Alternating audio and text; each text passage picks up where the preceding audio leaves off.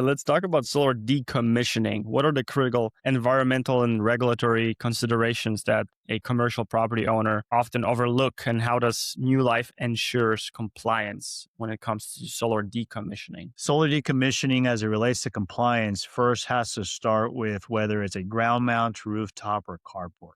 Each one of Mhm. them has, by nature, different characteristics and different requirements for compliance. Ground mounts has piers that are embedded into the ground, and so we have to responsibly remove those piers and then restore that land to its original state. In some cases, and we have an example of this on our LinkedIn profile, we've had to back slurry those holes, these 6 feet deep by 3 feet wide craters is what we call them. We have to bring in a cement pump and back slurry them with slurry, and then compact, and then light grade, right? Erosion control.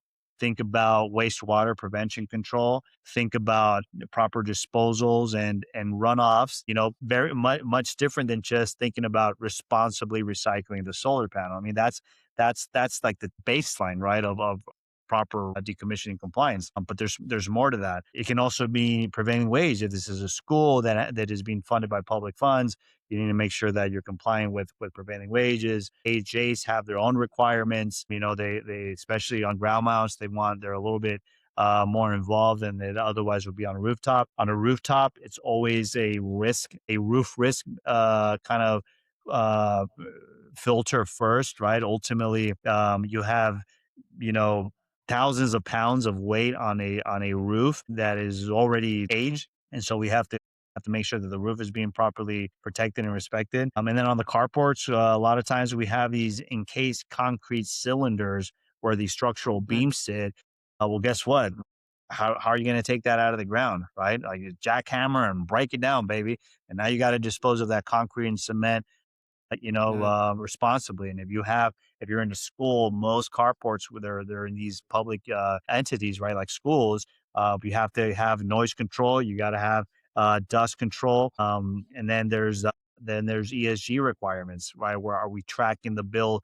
What we would call what's manifest and disposal, right? Like a lot of these companies need to start tracking. Okay, well, how much metal did we recycle? How much garbage is being disposed from here?